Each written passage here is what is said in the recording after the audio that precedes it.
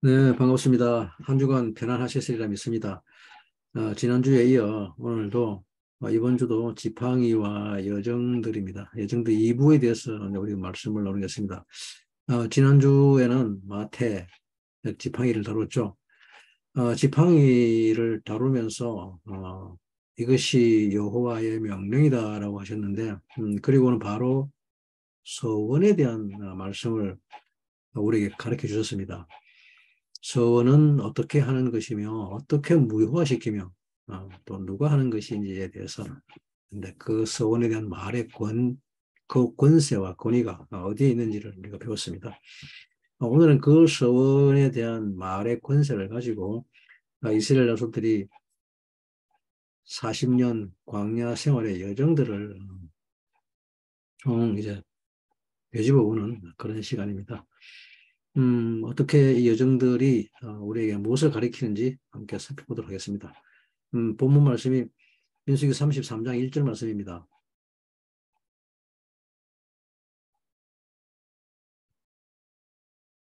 네, 이스라엘 자손이 모세와 아론의 관할 하에 그 항우대로 애굽 땅에서 나오던 때의 노정이 이러하니라. 우리말로는 노정이라고 했죠. 그 노정인데, 근데 우리말로는 그 항우대로라고 했습니다. 항우대로. 그 항우대로 애굽 땅에서 나오던 때의 노정이라고 그랬습니다.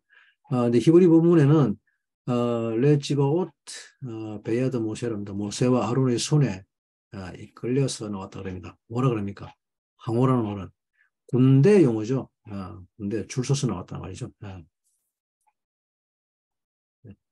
지브오탐 복생태입니다. 지브오탐 여성형.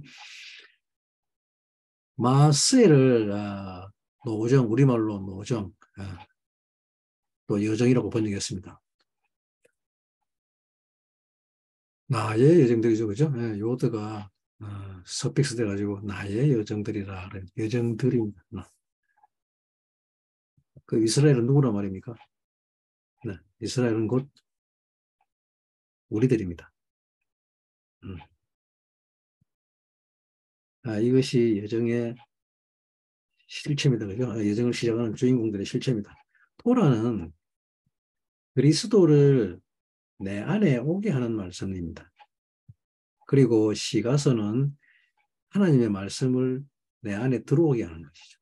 내가 그 하나님의 말씀을 받는 것입니다. 음, 선지서는 이 하나님의 말씀이 내 안에 들어오는 것을 말합니다. 그리고 시가서는 내 안에 들어온 그리스도가 삶으로 살게 하는 말씀을 말합니다. 우리 안에서 구원을 이루어가는 말씀들입니다.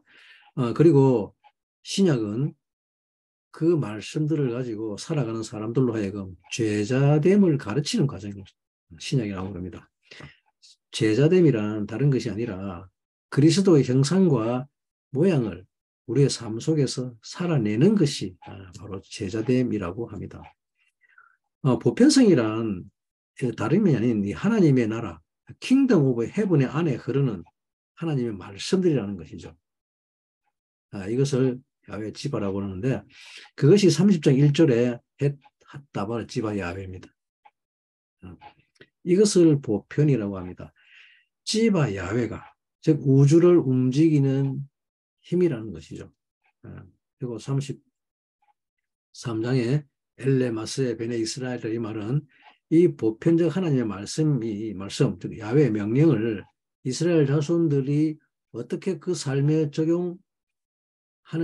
적용했는지 그 전 과정들을 보여주는 것이죠. 여정이라는 마스에는 복수 형태입니다. 1인칭 요드가 서픽스되어 있습니다. 그렇기 때문에 나의 여정들입니다. 여행을 떠나다, 짐을 꾸리다, 또는 천막을 철거하다, set out 하다는 거죠. 그리고 이 여정은 모두 42곳의 캠프가 있습니다. 땅의 경계선을 정하죠. 그리고 도피성을 요단강 이편과 저편에 투기하죠. 세 개씩, 세 개씩. 결혼의 원리는 이 지파 안에서, 유업 안에서, 땅의 경계 안에서 이루어지도록 가리킵니다. 알리야는 올라간다는 말입니다. 올라간다는 말인데 하늘의 지식을 가르친다는 뜻입니다. 들어 올린다는 것이죠. 여호와에게까지 들어 올린 것을 알리야라고 합니다. 여호와에까지 나를 들어 올리겠다. 이스라엘의 예루살렘 아니 이스라엘로 가는 것 자체를 알리야라 그럽니다. 세계 어느 나라에 살든지 아무리 높은 곳에 있든지 상관없습니다. 이스라엘 예루살렘으로 향하는 것 자체가 곧 알리야입니다. 그 알리야 하는 과정에 반드시 있어야 할 것이 슐라입니다. 이 사닥다리가 없으면 알리야는 헛된 것입니다. 이 슐라는 말씀입니다. 하늘로 올라가는 사닥다리라 그럽니다. 여정을 떠나기 위해서는 우리가 반드시 출발점이 있어야 되겠죠. 그것을 애굽이라고 합니다. 그 애굽에서 나와야 됩니다. 그 애굽에서 나오지 않으면 여정은 시작되지 않습니다. 이것을 새 생명이라고 합니다. 그리고 그 애굽에서 나오자마자 두 곳의 여정들을 지나야만 약속의 땅 가나안에 들어갈 수가 있는 것이죠. 약속의 땅이라는 가나안은 내 마음이 하늘나라에 거하는 것을 말합니다. 이것이 사람의 삶의 원칙입니다. 하하임. 그 삶들은 곧 나의 여정입니다.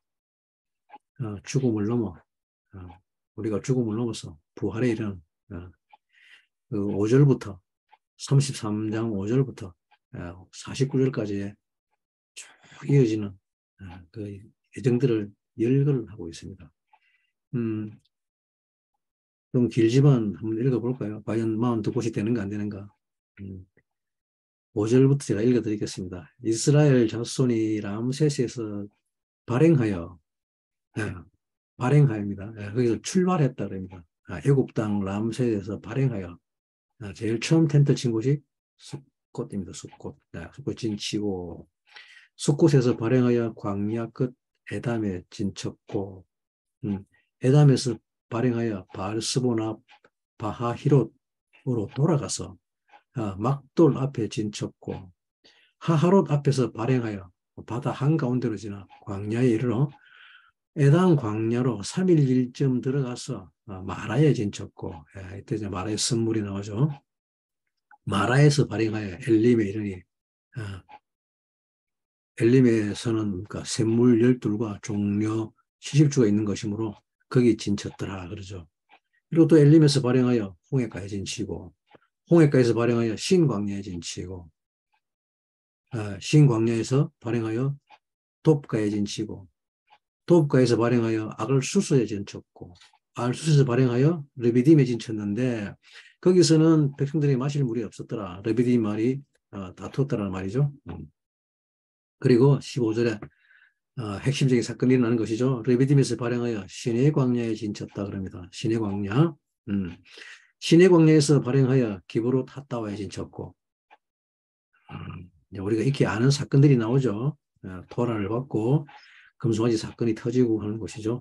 기브롯 핫다와 탐욕의 무덤이라는 곳이죠. 발행하여 하세롤에서 진쳤고 하세롤에서 발행하여 란마에 진쳤고 란마에서 발행하여 림몬 베레스에 진쳤고 림몬 베레스에서 발행하여 림나에 진쳤고 림나에서 발행하여 리사에 진쳤고 리사에서 발행하여 그헬라다에 진쳤고 그헬라다에서 발행하여 세벨산에 진쳤고 세벨산에서 발행하여 하라다에 진쳤고 하라다에서 발행하여 막켈론에 진쳤고 막켈롯에서 발행하여 다핫에서 진쳤고 다핫에서 발행하여 데라에 진쳤고 데라에서 발행하여 미가에 진쳤고 미가에서 발행하여 하스몬에 진쳤고 사실 여기까지는 우리가 모르는 사건들이 참 많습니다.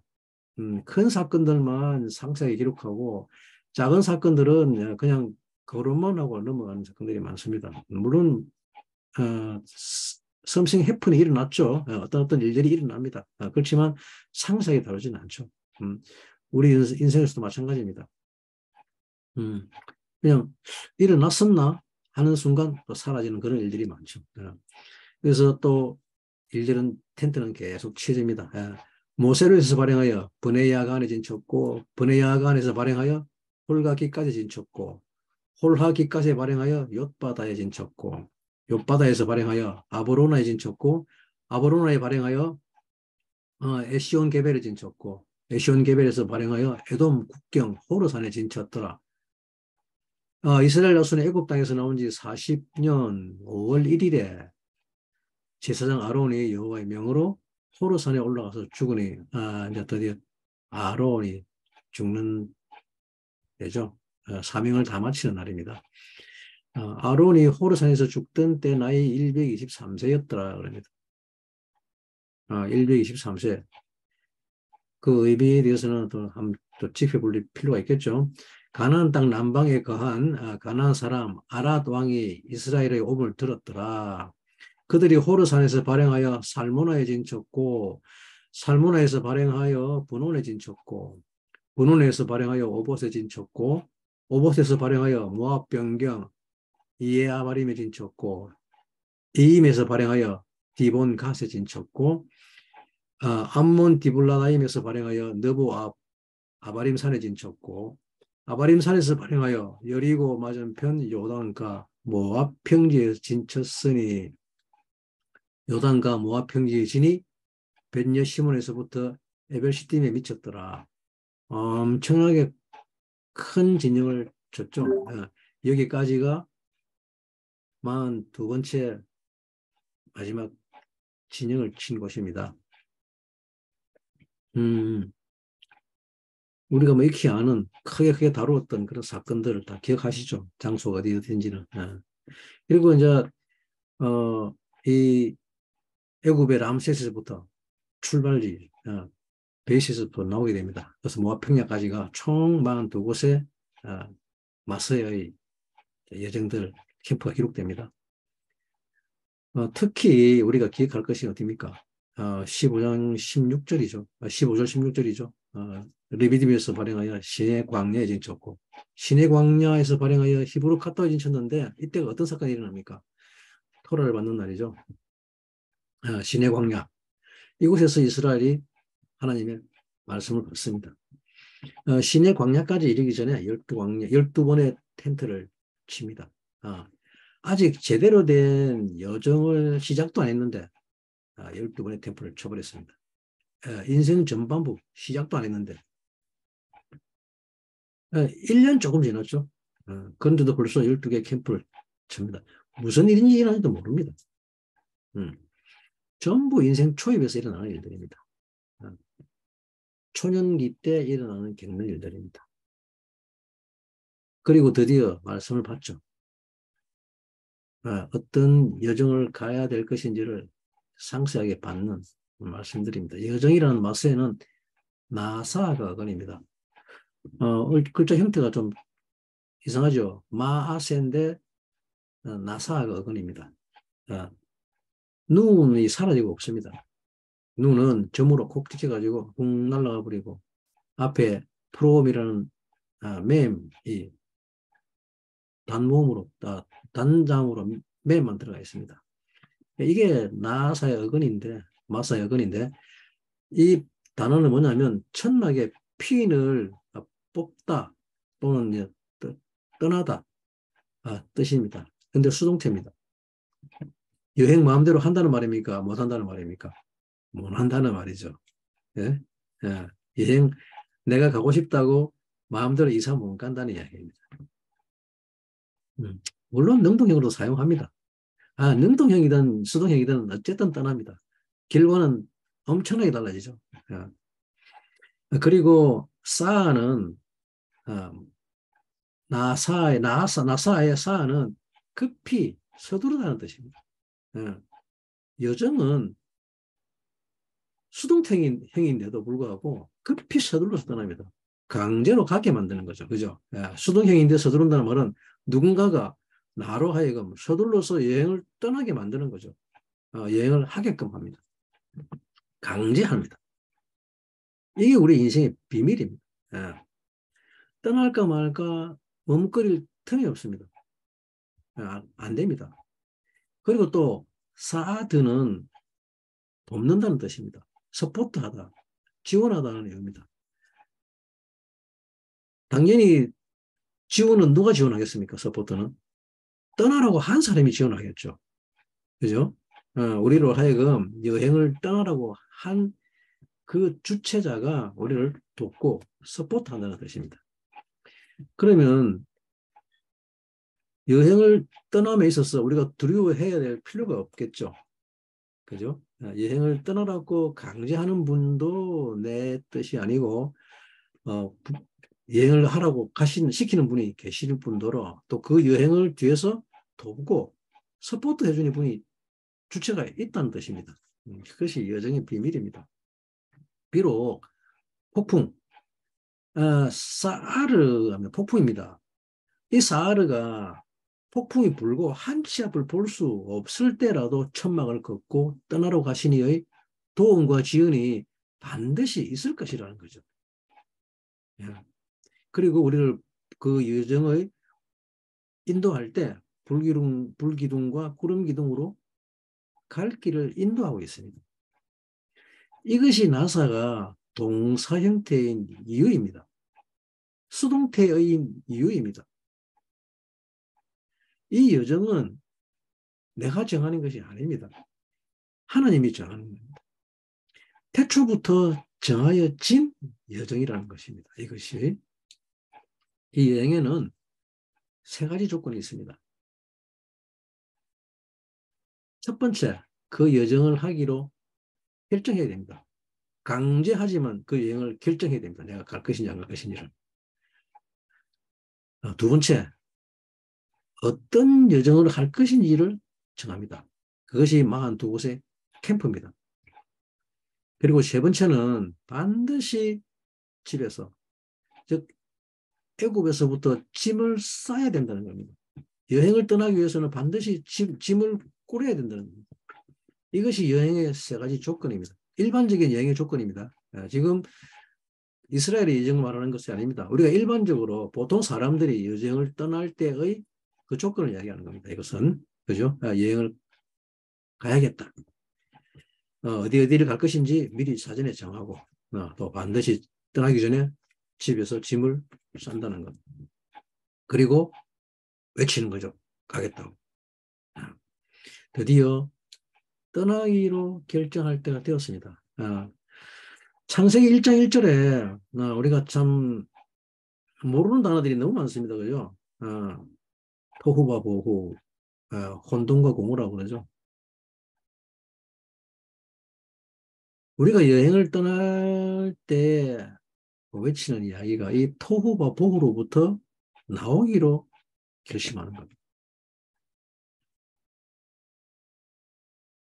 목적과 수단이 없는 상태입니다.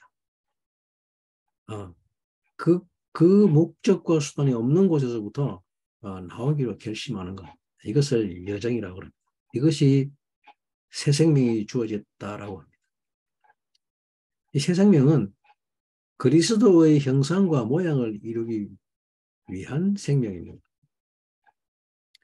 완전하며 거룩하고 흠이 없고 정결함을 이루기 위한 하나님의 생명을 이 새 생명이라고 합니다. 우리가 신앙생활을 하면서 불평과 불만을 내뱉는다는 말은 이 여정을 가지 않겠다. 이 여정을 싫어한다는 것입니다.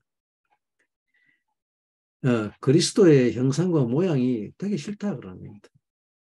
그것이 불평과 불만입니다. 이 불평은 나의 존재를 깨닫지 못하게 합니다. 내가 어떤 상태에 있는지를 전혀 모릅니다. 자기가 토후바보후임에도 불구하고 밝은 데 있는 줄 압니다. 그리고 보지 못하죠. 그래서 호색하다 그럽니다. 깜깜한 데 있다 그럽니다. 이것이 짙은 안개 모양으로 땅 위에 덮여 있다. 하나님의 수면이 운행하더라 그럽니다. 불평과 불만은 허상을 보게 하죠.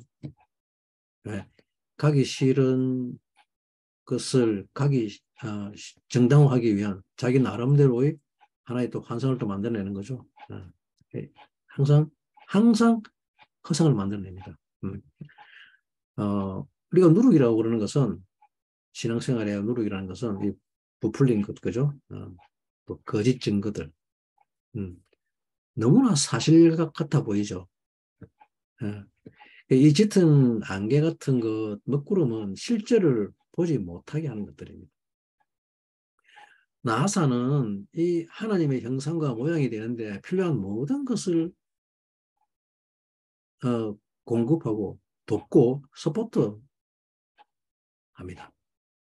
하나님께서 그것을 유업이라고 그럽니다. 이 유업을 나할이라고 그러죠. 예, 나할인데 나할은 삶을 훈련하는 데 필요한 모든 것이죠. 삶을 훈련하는 모든 것을 이것을 유업이라고 그럽니다. 근데 내가 수동적이죠. 예, 그래서 나할입니다. 나할. 내가 결정하지 않는다는 거죠. 이 삶의 훈련은 내가 결정하지 않는다는 것입니다. 주어져 있는 스테이지를 밟아가는 것이죠.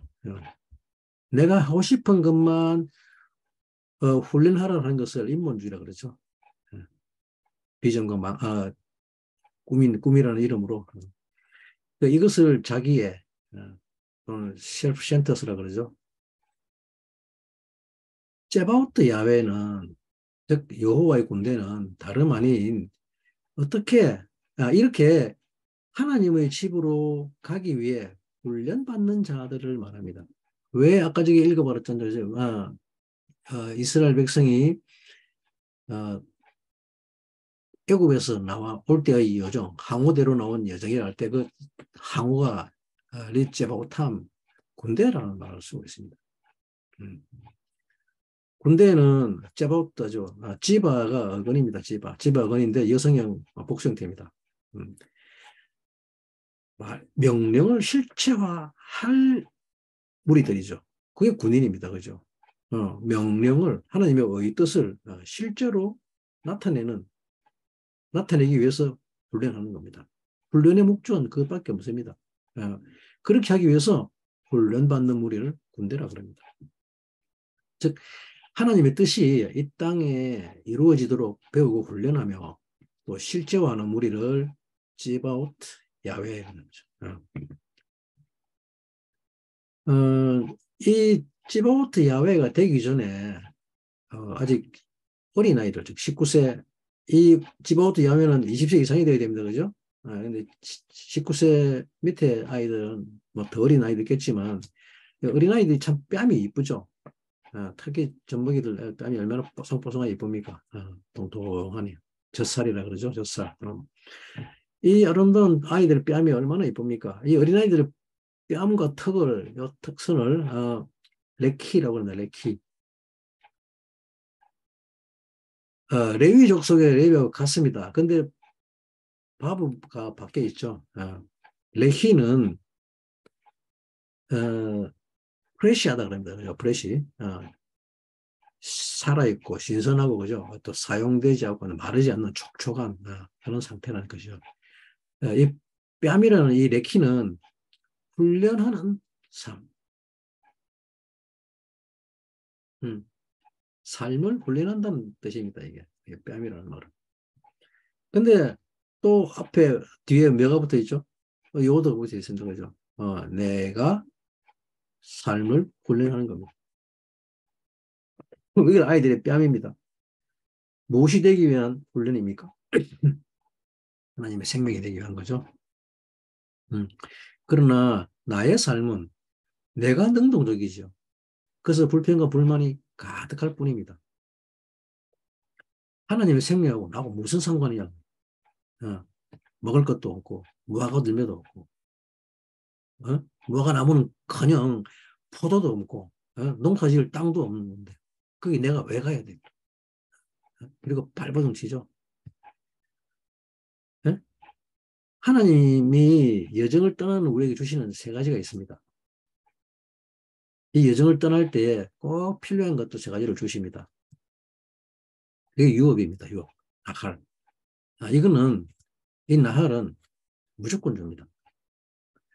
누구에게나 줍니다. 기본적으로 주어집니다. 나의 어떠함과는 아무 상관없습니다. 그래서 수동태로 주어지죠. 예. 내가 능동적으로 받는 것 아닙니다. 그냥 주어집니다.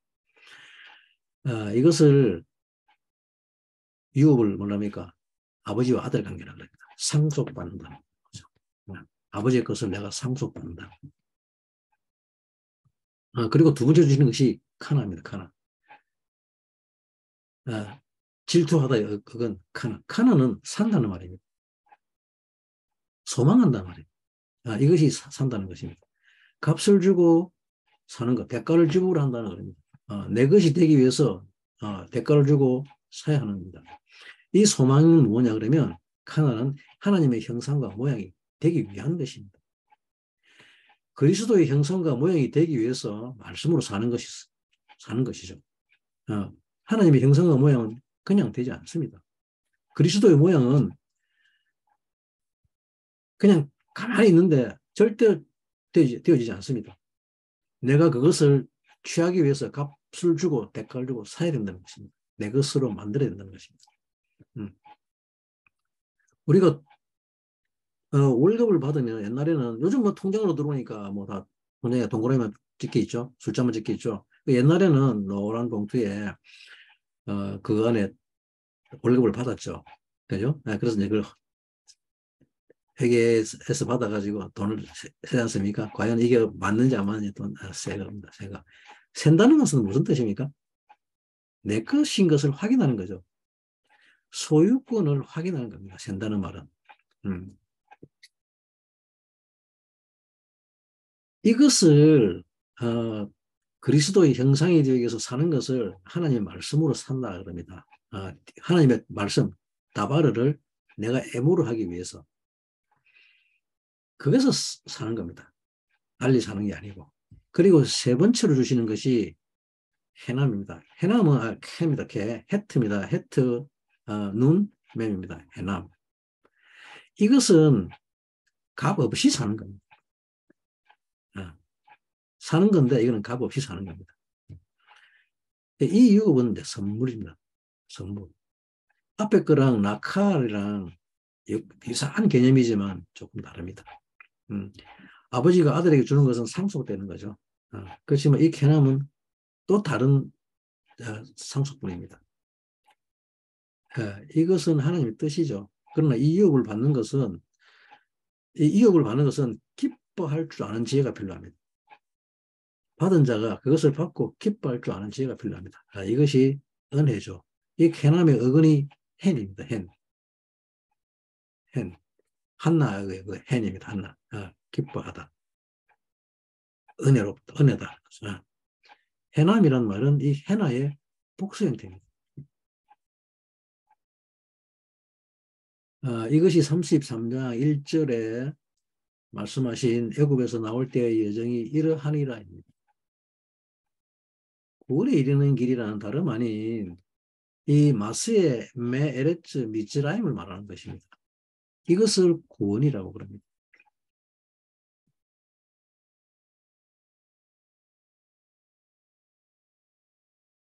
애굽 땅에서 나올지 않으면 그 여정이 시작되지 않으면 이건 구원이라고 하지 않습니다. 그냥 여전히 애굽에 있으니까 구원은 받은 상태에 이르려 그러면 반드시 애굽을 나와야 된다는 게 전제 조건인 거죠.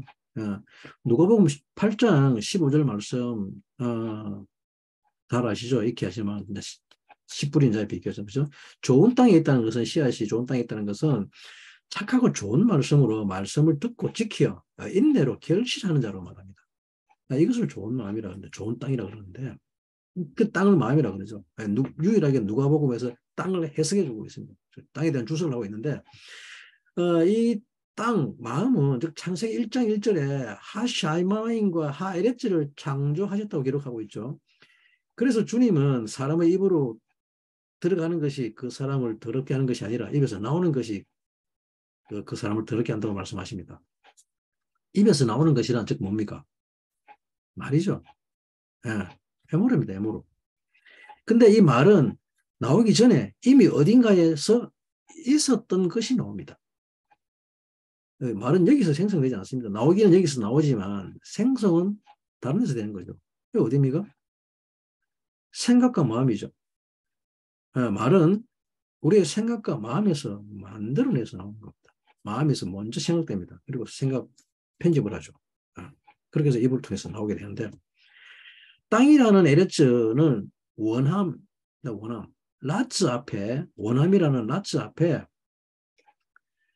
하나님을 뜻하는 신성 알렙이 접두되어 있습니다. 예, 누구의 원함이라는 것이 아시겠죠? 마음이라는 것은. 땅이라는 마음은 곧 하나님의 원함입니다. 하나님의 원함. 예. 그리고 그 애굽을 미츠라임이라고 하죠. 애굽. 미츠라임은 짜릅니다. 짜르. 좁은 곳, 씨름하는 곳, 스트레스 받는 곳. 씨름, 몸부림친다는 뜻이죠. 엄청 스트레스 받아서 좁은 곳에 있으니까. 이거 달까, 저거 달까. 두 개의 진리 속에서 이거 할까, 저거 할까, 사역을 할까, 아니면 가둘까라고. 그런 혼돈 속에 있는 곳을 미치라이라고 합니다. 사람은 모두 각자의 삶의 계획을 세웁니다. 이루고 싶은 것 몇 가지 있죠. 해보고 싶은 것, 버킷리스트 쭉 적습니다. 그리고 가지고 싶은 것 많이 적죠. 그리고 사랑하는 사람 적죠. 이런 사람 저런 사람, 나의 이상형이라는 조건으로 쭉쭉쭉 많이 적습니다. 눈은 이렇고 코는 어떻고 입은 어떻고 그리고 온갖 스펙을 다 적죠. 그리고 그것을 이루기 위해서 스펙을 샀습니다. 그죠? 이런저런 스펙, 또 경험까지도 샀죠. 당연히 여기에는 자기의 구원 계획까지도 포함됩니다. 애굽에서 세우는 이 계획을 짜르라고 합니다. 이것을 짜르라고 합니다. 애굽이라는 외부적 조건과 환경을 내가 정합니다. 창세기 6장 5절 말씀입니다. 여호와께서 사람의 죄악이 땅 세상의 관영함과 그 마음의 생각의 모든 계획이 항상 악할 뿐임을 보시고라고 말씀하십니다. 바예라 야외 키라파 라아트하 아담 에레츠 베콜 예제 마크 샤보트 리포 라크 라콜 하욤. 그 마음의 생각의 모든 계획, 그 마음의 생각의 모든 계획, 콜 요체르 마키시보트 리포입니다. 마음 안에 있는 모든 생각의 계획입니다. 그게 항상 악할 뿐임을 뭐라 그럽니다. 항상 악하다 말은 뭐냐니까 릭샤라 그러는데 지가 스스로 구원 계획을 세운다는 거죠. 구원 계획을 자기가 스스로 세우는 것을 마음이 항상 악하다고 그럽니다. 그러나 아무리 그 계획을 세워도 가질 수 없으며 또한 이루어질 듯 하다가 허망되게 사라져버리는 것이 이 애굽에서의 계획입니다. 도무지 자기 스스로 구원할 수 없음을 깨닫게 되죠. 그리고 하나님, 신이라는 존재의 필요함을 깨닫게 됩니다. 그리고는 이 여정을 바꿔달라고 기도하죠. 애굽 땅에서의 구원 계획에 대한 여정을 이제 고쳐달라고 합니다. 바꿔달라고. 그게 기도하는 이유입니다. 많은 기도가 이런 기도를 하고 있죠. 그죠? 우리 삶에서 일어나는 외적인 요인을 바꿔달라고 그러죠. 내 힘으로 바꿀 수 없으니까 당신이 바꿔주세요. 그러면. 이것이 우리 기도의 핵심 내용 아닙니까? 대다수의 기도의 내용들입니다. 그러나 이 기도는 여전히 하나님의 구원 계획하고는 거리가 멀죠. 전혀 다른 구원 계획이죠. 하나님의 구원 계획은 이 짜르에서부터 우리를 구원하는 것이 당신의 구원 계획인데 우리는 여기서 나올 생각을 하지 않고 이 안에 있는 조건만 바꿔달라고 기도하는 것이 우리의 구원 계획입니다. 그래서 쭈르를 반석이라 그러죠. 쭈르. 짜데바브리아 로십니다. 이 반석에서 불, 물이 흘러나와야 하는 것입니다. 진리가 흘러나와야 하는 것입니다. 쭈르라는 말은 짜데 로시의 가운데 바브가 있죠. 바브와 요드는 서로 컴페어를 합니다. 원래 어근이지만 요드로 항상 바뀝니다. 뭡니까? 바브라는 말은 짜데와 로시를 연결하고 있죠. 그죠? 하나님의 뜻과 우리의 생각을 연결하는 것을 반석이라 그럽니다. 이것이 주로의 정확한 뜻입니다. 하나님의 뜻과 나의 생각을 연결하고 있는 게 그것이 바브입니다. 못입니다. 우리를 연결하고 있는 못입니다. 이것을 이 주르를 다른 말로 뭐라 그러냐 그러면 반석이라는 이 주르를 다른 말로 힌지 그러는데 힌지 알죠? 문을 연결하는 경첩입니다. 경첩. 힌지 그리고 피봇이라고 그러죠. 똑같은 단어입니다. 그죠? 피봇 역할이 두 종류의 어떤 물체를 하나로 연결해 가지고 작동할 수 있게끔 하는 겁니다. 연결해 주는 것은 피봇 오브 도어입니다. 예. 이게 주르입니다. 주르. 이 주르가 없으면 힌지가 없으면 피봇이 없으면 문이 열리고 닫는데 제 역할을 할 수 없겠죠. 이것이 주르의 참 의미입니다. 하나님의 생각과 뜻과 나의 생각을 결합시키십니다. 내 생각과 하나님의 생각이 그의 손으로 못 박아 연결시킵니다. 그 하나 되게 합니다. 이것을 구원이라고 합니다. 이것이 구원의 참 뜻입니다. 여러분들의 구원은 어떤 구원인지 모르겠습니다만 성경에서 말하는 구원의 참 뜻은 이것을 구원이라고 합니다.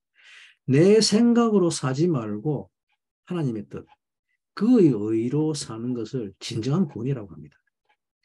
문이 제대로 열리고 닫히려면 힌지, 피봇이 제대로 연결되어 있지 않으면 문이 작동하지 않듯이 우리의 구원 계획도 하나님의 뜻에 맞지 않는 생각으로는 나를 구원할 수 없다고 그럽니다. 여러분들의 구원 계획은 어떤지 모르겠지만 여러분은 어떤 구원 계획을 생각하시는지 모르겠지만 하나님의 구원 계획은 주로입니다. 그리고 신명기 31장 21절에 이르기를 뭐라 그러냐면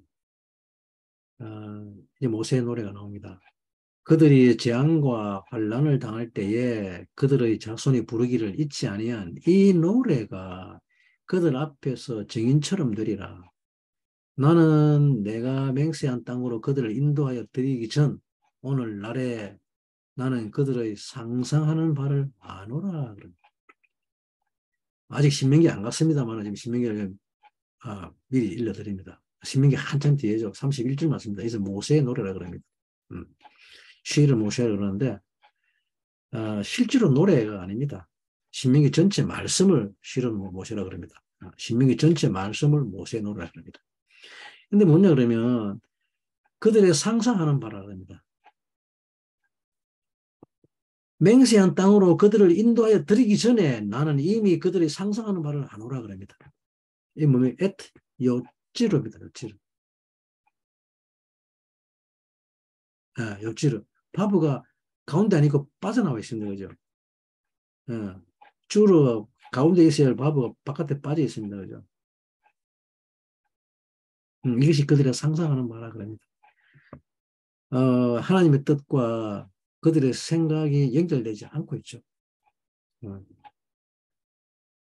그것이 그들이 상상하는 바라 그럽니다. 그들이 상상하는 바, 있지로. 이것은 그냥 단순하게 불평이나 투덜이를 말하는 게 아닙니다. 이것을 내뱉는 걸 말하는 겁니다. 내뱉는 자체를. 그들 스스로의 구원 계획. 내가 내 계획을 내가 세웠다는 겁니다. 그것을 말로 한다는 겁니다. 이 내 안에 있는 나의 구원 계획. 어두운 구름이죠. 이 어두운 구름이 사라져야 하나님의 빛, 구원 계획이 나타나 나를 그의 여정 가운데로 인도할 것인데 내 구원 계획을 말해버리니까 하나님의 구원 계획이 개입할 여지가 없어지는 거죠.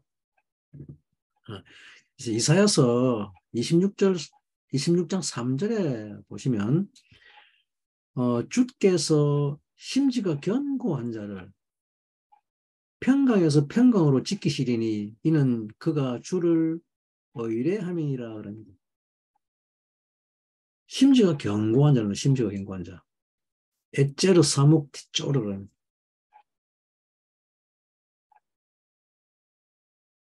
이것을 심지가 견고한 자라 그럽니다. 그리고 26장 4절에 이사야서입니다. 너희는 여호와를 영원히 의뢰하라. 그는 영원한 반석이심이로다. 예. 주로 올라밈, 주로 올라밈. 영원한 반석이라는 말이 주로 올라밈. 예. 우리가 여호와를 의뢰해야 할 이유가 뭐냐 그러면 그분이 우리를 연결하는 힘이라는 거죠.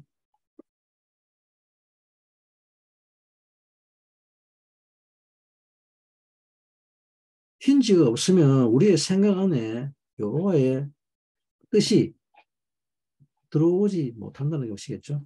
심지가 견고한 자, 예제르 사무, 예제르 사무. 사무가 뭐냐면 배우려고 하는 훈련하려 는 목적이 뚜렷한 자라 그럽니다.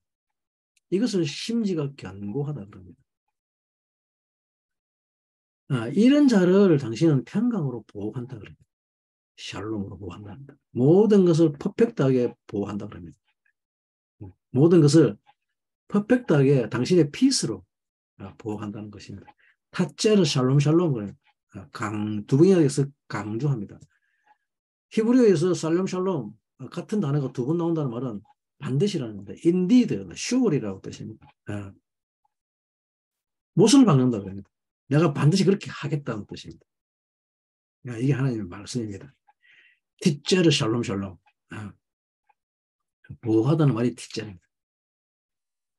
당신이 우리를 보호한다는 말이 티째르입니다. 티쪼르. 근데 이게 뭡니까? 쪼르의 분사형이에요, 쪼르. 쪼르의 분사형입니다. 하겠다. 내가 그렇게 하겠다. 그리고 또 사전의 이야기를 뭡니까? 너희는 그를 의지하라 그러죠. 그 의지하는 말이 비스쿠비 야훼. 비스쿠비 야훼. 야훼 안에서. 여호와 밖에서는 없습니다. 그건. 오몽 아도나이.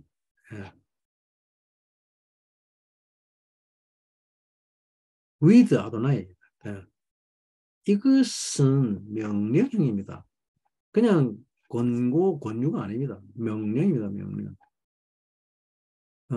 티주비 비스후. 너희는 명령 그렇게 하라고 시킨 겁니다.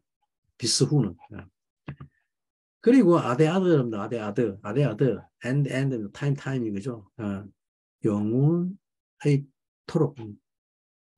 이것을 영혼토록이라고 합니다. 올람과 아데는 같은 뜻인데 이쪽에는 여기는 뭡니까? 아데는 드러나 있는 시간 속이죠. 아들 시간대니까. 아데는 영원한 시간 속에서입니다. 영원한 시간 속에서. 실존하는 세계란 말입니다. 이 실존하는 세계에서 영원하다 그럽니다. 올람은 어떤 세계죠? 오는 세계죠. 아직 도래하지 않는 시간입니다. 아직 도래하지 않는 시간.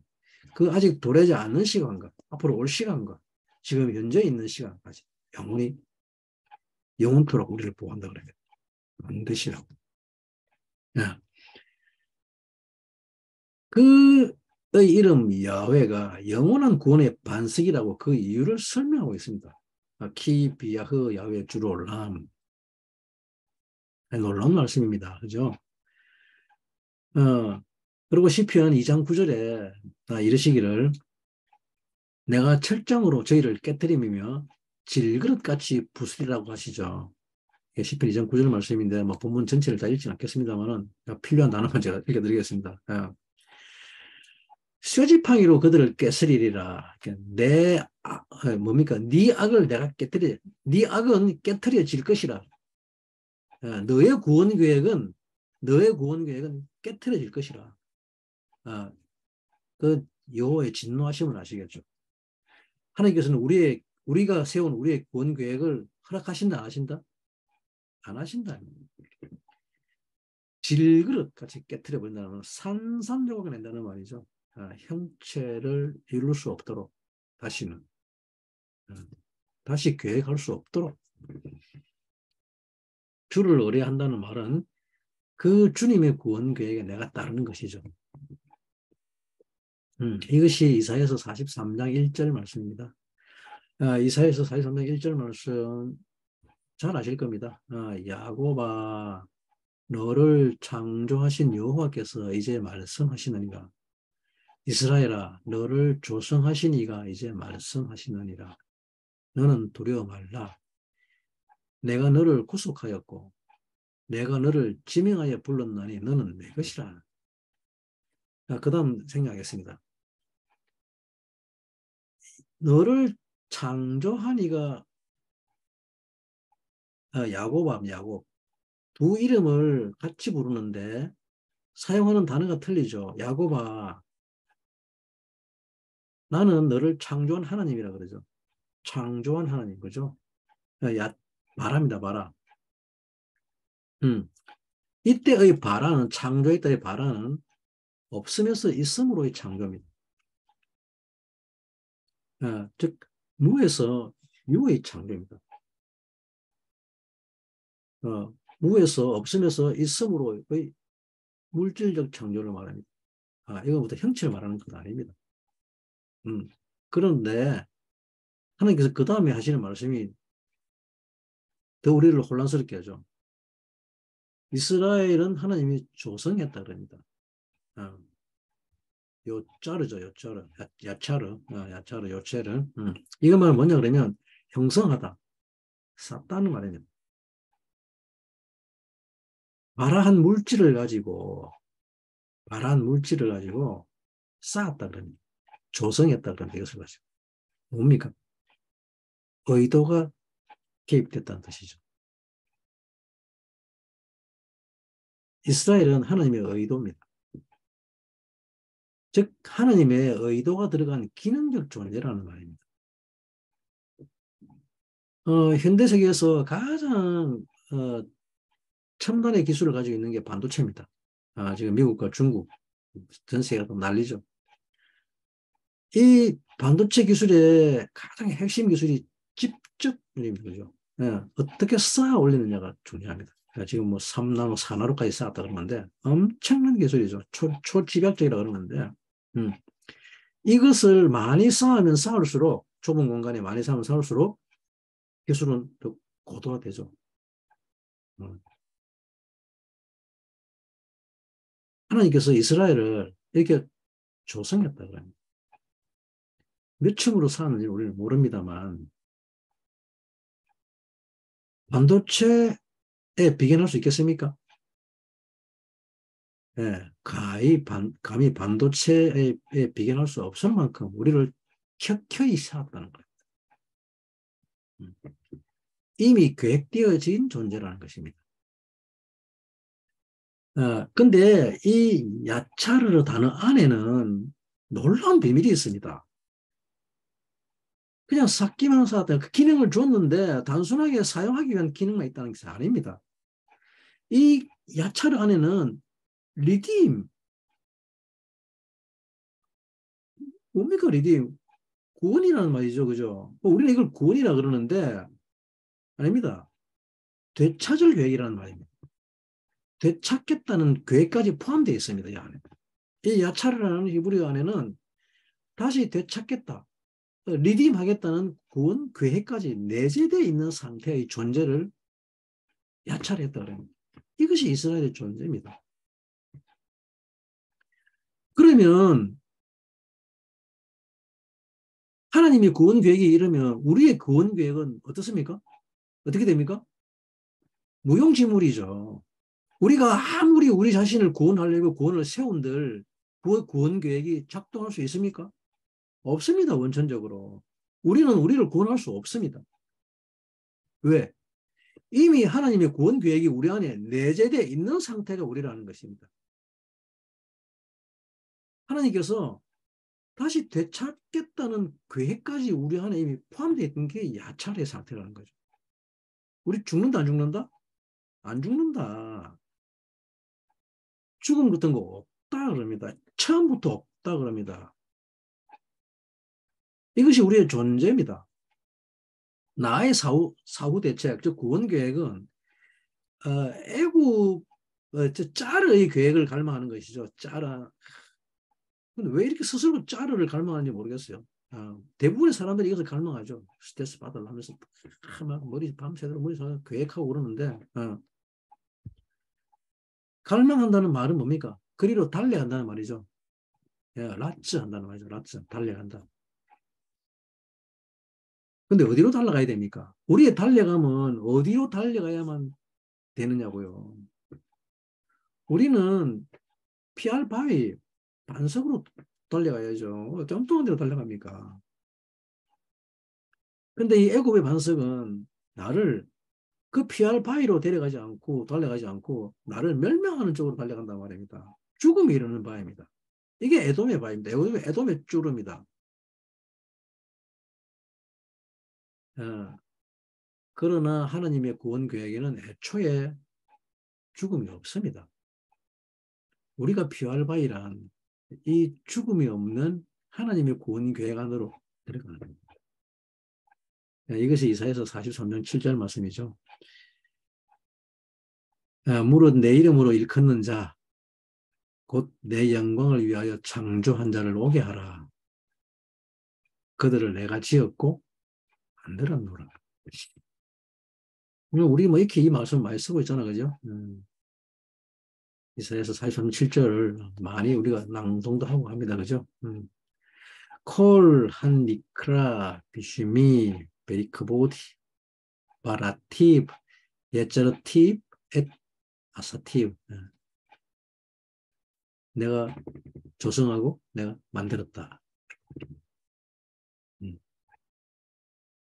지은 이유가 뭐라 그럽니까? 21절 말씀이죠. 이 백성은 나가 나를 위하여 지었나니 나의 찬송을 부르게 함이라. 우리말로 그냥 찬송하기 위해서 지었다 그러는데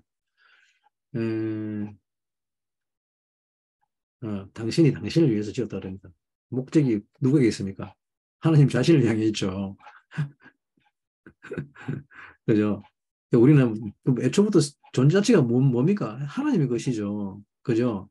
우리는 있는 존재 자체가 하나님의 것이라는 거예요. 근데 왜 자꾸 내가 나를 위해서 사용하려고 그래요? 그걸 뭐라 그럽니까? 불법 개조라 그러잖아요. 그죠? 핸드폰 맥에서 나올 때 나온 대로 사용해서 잘 사용해야 되는데 그 행기이 마음에 안 든다고 내가 마음대로 개조하고 하는 것을 불법 개조라고 하지 않습니까? 나중에 AS 해준다 안 해준다? AS 안 해준답니다. 예? 임주 야짜르티 리 테힐라트 야샤페루 찬송하고 나의 찬송을 부르게 하기 위해서다. 그럼 도대체 우리 구원 계획이 왜 필요하죠? 이 땅에서 우리가 나를 위해서 뭘 어쩌고 저쩌고 구원 계획이 왜 필요하죠? 그냥 하나님의 찬송만 부르면 되죠. 그죠? 우리가 존재해야 될 오직 하나의 이유, 하나님을 찬송하기 위해서 존재하면 된다 그럽니다. 당신의 뜻을 우리가 나타내 드러내면 된다는 거죠. 율법주의란 이 구약의 언약을 읽는 것을 말하는 것이 아닙니다. 그 문자와 육신 아래 있다는 말이죠. 애굽 아래 있다는 말입니다. 그것을 율법주의라 그럽니다. 그 법 지키다는 말이 아니고요. 신약을 읽어도 영의 토로라고 하는 신약을 읽어도 문자로 읽으면 그것도 여전히 율법 아래 있는 거 똑같습니다. 여정이라는 말은 반드시 이 문자와 육신에서 나오는 것을 전제로 합니다. 이 문자와 육신에서 나오는 것을 전제로 하지 않는 것은 여정이라 하지 않습니다.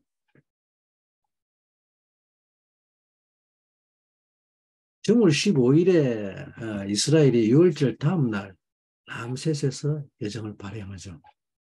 정월 15일 날. 왜 아브라함 때가 아니 이때일까요?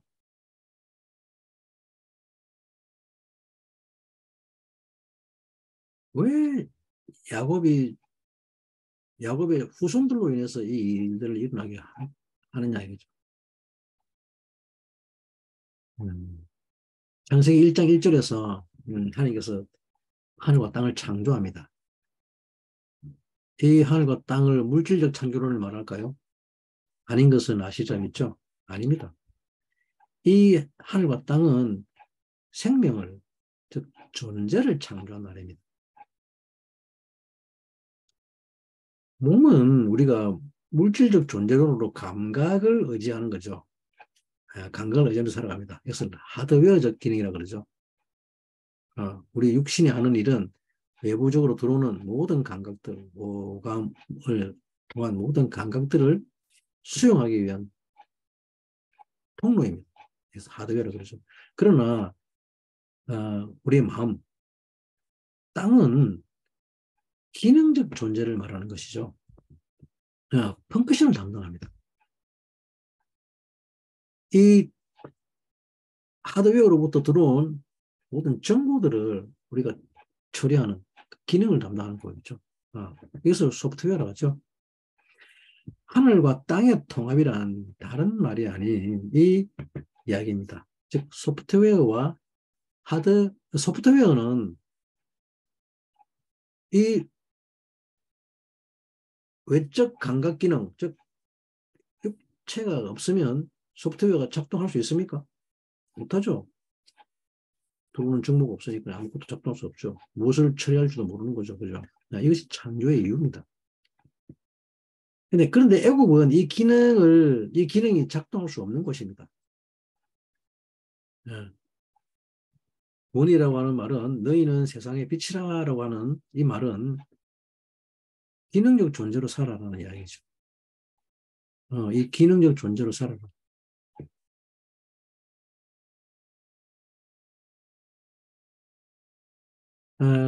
이 때에 민수기 35장 15절에 도피성을 이야기하죠. 이 여섯 성읍은 이스라엘 자손과 타국인과 이스라엘 중에 우거하는 자의 도피성이 되리니 무릇 그릇 살인한 자가 그리로 도피할 수 있으리라 그럽니다. 그릇 살인한 자. 우리는 잘못 살인한 자라 그러는데 이 본문을 좀 살펴볼 필요가 있습니다. 리브네 이스라엘 베라케르 베라토샤브 베토캄 티흐예나 슈시 헤아림 하엘레 레밀라트 라누스 샴마 콜 마케네페시 비스가가. 그릇 살인한 자는 어떤 자를 그릇 살인한 자라 그러냐면 콜 마케네페시 비스가가라 그럽니다. 도피성에 대한 말씀을 하시면서 이 그릇 살인한 자는 거리를 피하면 살 수 있다라고 합니다. 도피성이란 미클레트입니다. 미클라트인데 뭡니까? 도시로부터라는 뜻입니다. 미클라트는 앞에 접두사 전치사 빼버리면 클라트죠. 도시로부터랍니다. 근데 문자적 뜻은 뭡니까? 본질, 즉 선을 훈련하기를 소망하는 곳이라고 합니다. 우리의 선을 훈련하는 것을 소망하는 것. 이것을 클라트는 성읍이라고 합니다. 성읍. 그래서 그릇 살인하는 자들이 도피하는 곳입니다. 이 본질, 즉 선을 훈련하다가 일어나는 일이죠. 그릇 살인하는 자라 그럽니다. 이 선을 훈련하기 위해서 갔다가 살인하는. 근데 그릇 살인한다는 말은 무슨 말이냐면 어떤 형상에 대한 선택, 형상에 대한 선택에 오류가 있음을 말하는 겁니다. 샤가가입니다. 비스가가라는 게 비스가가 이것이 될까 저것이 될까 결정하지 못하는 겁니다. 어떤 형상이 될지를 선택하지 못하고 있는 겁니다. 그것을 훈련하기 위해서 이 도피성으로 가는 것입니다. 베콜 마케 네페시 그릇살인자 비스가가 혼을 쳤다 그럽니다. 혼. 콜 메케 그러면 혼을 치다는 말이다. 메카 넵시 혼을 쳤다는 말인데 낙하죠, 낙하. 혼을 쳤다는 말을 살인했다 그럽니다. 그 왜 혼을 쳤느냐? 비스가가 이것이 될까 저것이 될까 몰라가지고 저 혼을 쳐버리는 거예요. 그래서 이게 뭐냐면 지붕 위에서 영혼을 치다는 말이에요. 지붕 위에서 가거 위에서 가거. 가거에서 혼을 치는 겁니다. 하나님의 네페시의 본질을 모르고 그 존재를 치는 겁니다. 치서 죽이는 것을 말합니다. 이것이 그릇 살인한 자라는 뜻입니다. 내가 뭐 본의 아니게 죽였다는 그런 뜻이 아니죠. 어떤 형상이 될지 모르고 그 혼의 존재 이유를 모르고 그 혼을 쳐버리는 거죠. 그의 영혼을 다치게 한다는 것이죠. 혼을 친다는 말은 그의 영혼을 다치게 한다는 것이죠. 상처 준다는 뜻이죠. 원래 되어야 할 존재의 본질이 있습니다. 그죠? 우리 모두 영혼들이 우리가 마땅히 되어야 할 존재의 본질이 있는데 형상이 있는데 그것을 모르고 그 사람에게 상처 주는 말을 한다든가 말하자면 쉬운 말로 하자면 욕하거나 비하하거나 하는 말을 말합니다. 이것을 미카넵쇼라고 합니다. 이것은 십계명의 본질을 말하는 거죠. 십계명의 본질을 건드려 버렸습니다. 그죠? 십계명의 본질 제1이 뭡니까? 우리말 십계명 다르죠. 히브리 십계명 본질은 아니 야훼죠. 하나님이라. 그리고 6번 십계명이 살인하지 말라. 딜라짝 그죠. 딜라짝 너는 삶을 소망하지 말라는 거죠. 원하지 말라. 네가 원하는 삶을 소망하지 말라 그럽니다. 그 삶의 소망을 그 사람부터 뺏어버리면 그것을 살인한다 그럽니다. 그래서 주님이 뭐라 그럽니까? 마태복음 5장 22절에서 하신 말씀이 뭡니까? 나는 너희에게 이르노니 형제에게 노하는 자마다 심판을 받게 되고 형제를 대하여 라가라 하는 자는 공회에 잡히게 되고 미련한 놈이라 하는 자는 지옥불에 들어가게 되리라 라고 말씀하시는 거죠. 놀라운 말씀 아닙니까? 욕 한마디 했어요. 라가라고 바보라고 했는데 응? 욕은 고사하고 그냥 바보라고 해서 에이 바보 같은 놈 했는데 뭡니까? 지옥불에 간다 그럽니다. 미련하다 생각이 없다는 뜻이죠. 그런데 왜 이런 말을 했대서 지옥불에 들어갈까요? 근본적으로 하나님의 계획을 안다 모른다?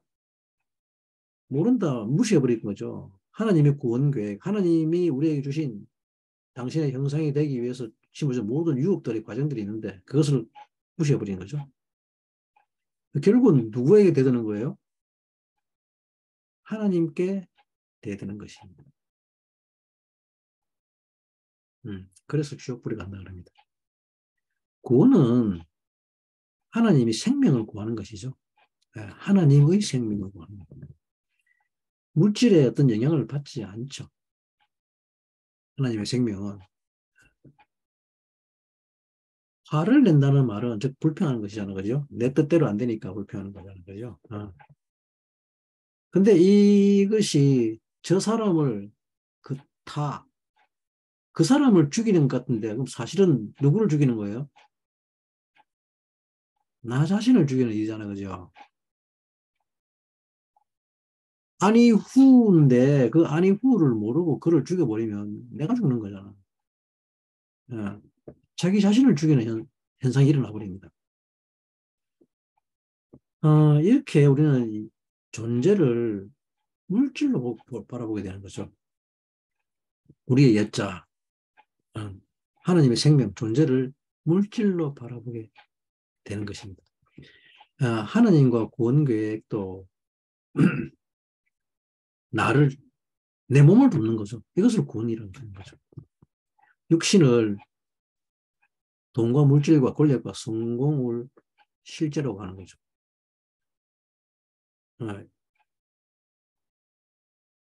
이것을 구원 계획이라고 합니다. 그러나 뭡니까? 시장에서 뭐라고 합니까? 구원은 마음으로 믿어 구원에 이른다 하죠. 마음이 물질입니까? 마음이 우리 손에 잡힙니까? 눈에 보입니까? 예, 실수로 사람을 죽였다는 말은 이렇게 사람을 물질적 존재로 대했다는 말입니다. 음. 대표적인 말이 있죠. 또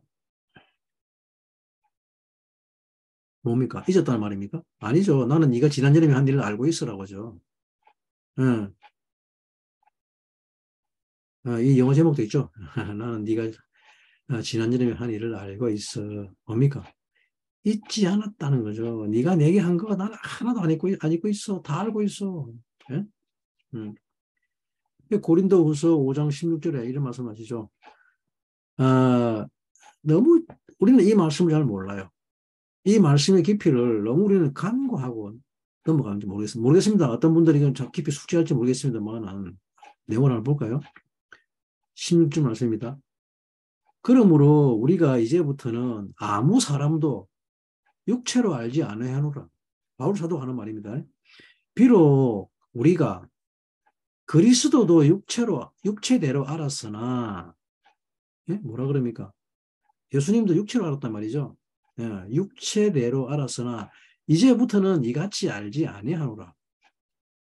17절 말씀입니다. 그런즉 누구든지 그리스도 안에 있으면 새로운 피조물이라. 이전 것은 지나갔으니 보라 새 것이 돋도다. 너무나 잘 아시는 부분이 이 17절입니다. 그죠? 근데 왜 16절은 잘 모를까요?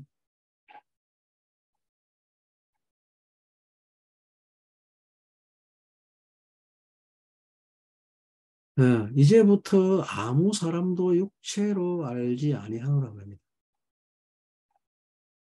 우리는 이스라엘이라는 뜻이죠. 그죠? 중요한 것은 그 다음 구절입니다. 너무나 중요함에도 불구하고 아무도 이 구절의 중요성을 눈여겨 읽지 않습니다. 이 구절의 성경은 뭐라고 기록합니까? 비록 우리가 그리스도도 육체대로 알았으나 우리를 구원하여 그리스도 예수라 그러죠. 예수. 십자가에 못 박혀 돌아가신 예수. 근데 바울 사도는 이제부터는 이같이 알지 아니하노라 그럽니다. 많은 사람들이 크리스천들이 예수를 육체로 믿고 있죠. 아직까지도. 그러나 우리가 그리스도를 육체로 알고 믿으면 우리는 전혀 그리스도 안에 들어갈 수 없습니다. 거할 수 없습니다. 인카레스트 할 수가 없습니다. 그리스도 안에 있어야만 정죄함이 없다고 말하고 있음에도 불구하고 이 부지 중에 짓는 죄를 사함받으려면 반드시 미클라트 도피성으로 도망가야 됩니다. 그 안으로 가야 됩니다. 그러지 않으면 죽음을 면치 못합니다. 하나님이 우리에게 주시는 에너지는 이 조화와 평화와 치유, 행복입니다. 부지 중에 산인이란 이 에너지를 자기를 위하여 사용하는 죄를 말하는 것이죠. 내 이웃을 내 몸같이 사랑하라는 말씀을 지키지 못하는 것입니다. 이럴 때 주님은 우리를 도피성이라는 포로기 안에 들어가게 하시죠. 이 미케라트는 레위인들의 유업입니다. 요르단 양안에 각각 세 개씩 6곳이 있죠. 또 레위인이란 이 훈련에 대한 계시가 있는 자를 레위인이라고 합니다. 진리와 소망을 훈련하여 선을 이루는 곳, 미클라트. 그곳은 다름 아닌 그리스도 아니죠. 달리 어디가 있겠습니까? 대제사장이 죽기 전에는 이 도피성으로 도망간 자는 결코 나올 수 없습니다. 음. 우리 인간의 삶의 근거지는 땅입니다.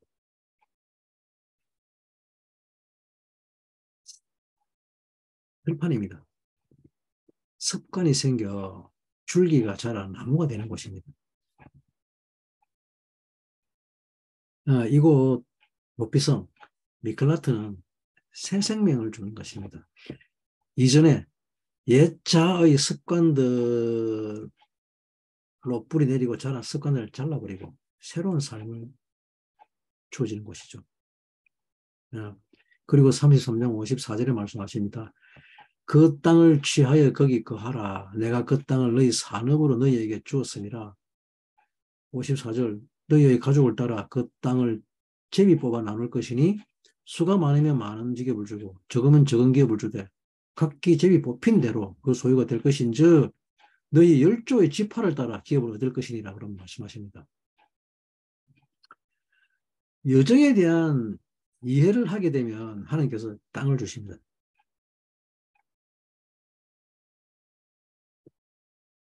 여정에 대한 이해를 하지 않으면 다시 포로기로 들어가죠.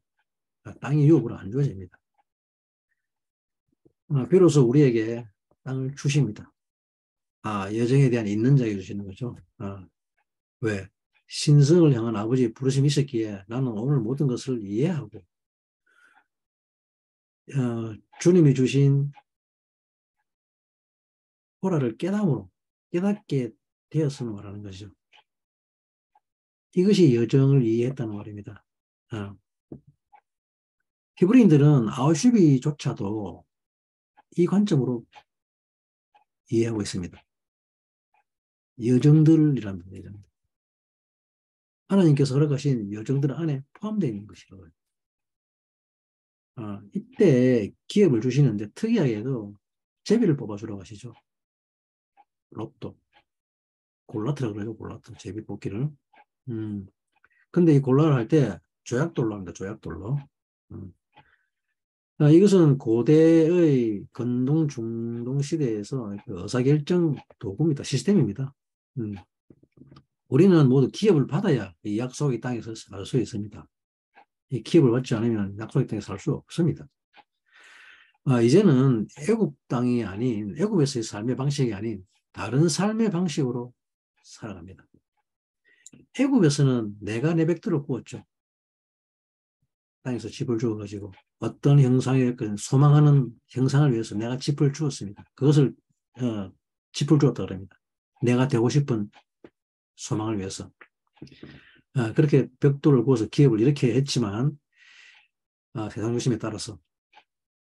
하지만 하나님의 주신 약속의 땅에서는 미리 기업을 받고 살아갑니다. 이것이 애굽 땅과 약속의 땅의 차이입니다. 기업을 낙하지 이야기했죠? 낙할이라고.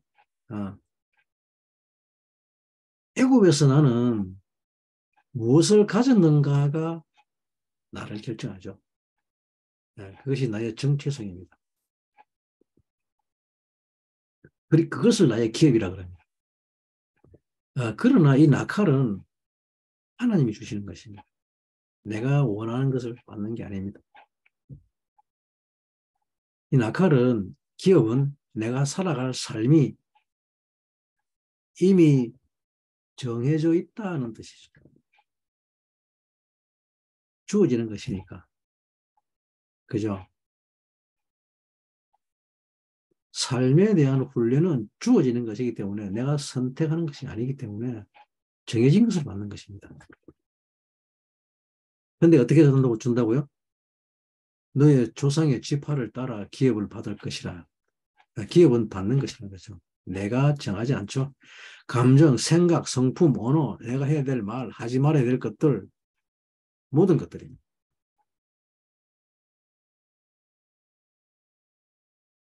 신약에서는 이것을 값없이 받는 은사라 그러죠. 근데 그거는 좀 단편적이에요. 그죠? 깊이 있는 본뜻은 훨씬 더 깊습니다. 값없이 받는다는 말은 우리가 태어날 때 받은, 약속의 땅에 들어갈 때 받은 모든 것들입니다. 근데 이 낙하를 내 마음대로 하게 되면 그때부터 지옥문이 열립니다. 즉각 열려버립니다. 낙할은 생명을 훈련하는데 이 생명은 아무 생명이나 훈련하는 것이 아닙니다. 정해진 생명을 훈련하는 것입니다. 하지만 마지막 때에는 자기가 이 생명을 결정하려고 하죠.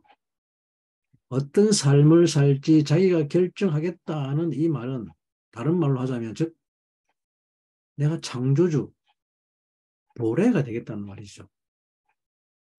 그 선언을 하고 있는 거죠. 내가 내 삶을 살겠다는 말은 내가 보레가 되겠다는 선언을 하는 것입니다. 그러나 우리는 정해진 삶을 살게 되어 있습니다. 이 기업은 누구에게 주는가 하면 지파에게 주어집니다. 아버지, 조상의 지파를 따라서. 아, 아비마토트죠. 아브마토트입니다.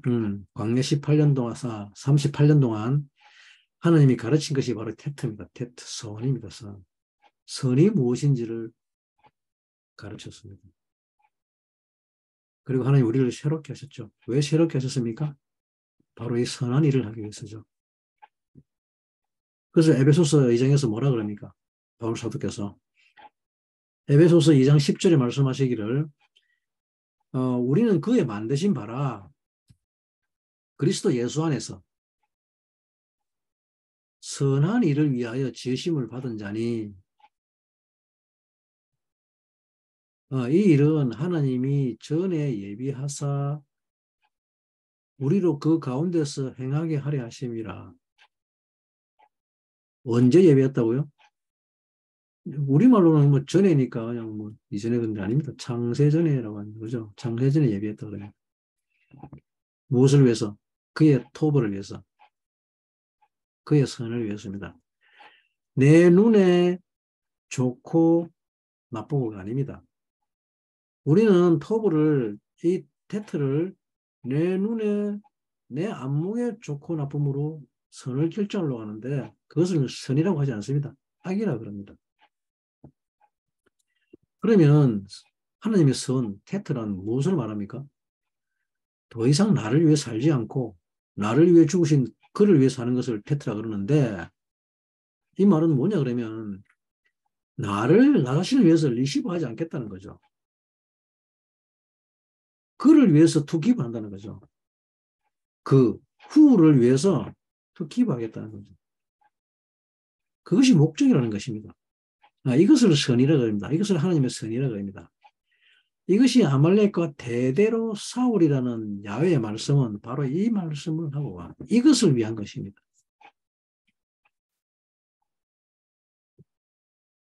투기부하는 존재, 즉 리시브하는 존재를 죽이고 투기부하는 존재로 살겠다고 하는 전쟁이 야훼의 싸움 전쟁입니다. 비나스의 질투로 인해 하나님이 그에게 지팡이를 주시죠. 비로소 마토트가 되었습니다. 지파가 되었습니다. 이 지팡이를 가졌다는 말은 서원과 맹세에 관한 핫데바르를 가진 징표죠.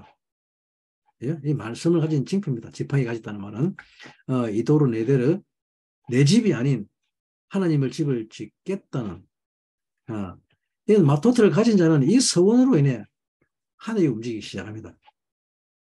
그때부터 하늘이 움직이기 시작합니다. 이들은 결코 무엇을 입을까, 무엇을 먹을까 걱정하는 자가 아닙니다. 왜? 낙할로 살아가기 때문입니다. 기업으로 살아가는 자들이기 때문입니다. 그리스도의 신성한 성품과 그리스도의 성품에 참여하는 자로 살아가는 것이 목적인 사람은 결코 부족함이 있을 수 없습니다. 그것이 하나님의 말씀입니다.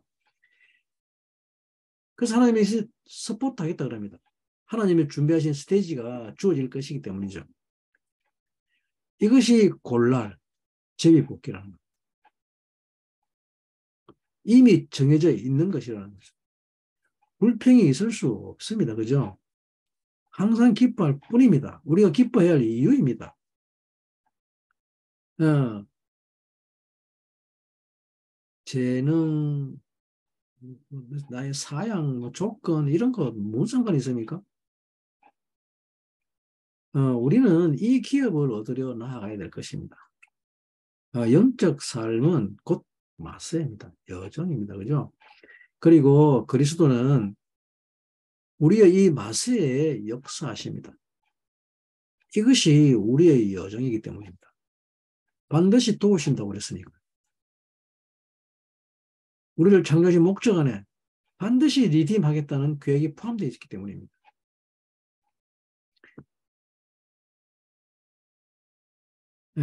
신명기 1장 1절 말씀입니다. 이는 모세가 요단 저편 숲 맞은편의 아라바 광야 곧 바란과 도벨과 라반과 하세롯과 디스합 사이에서 이스라엘 무리에게 선포한 말씀이니라.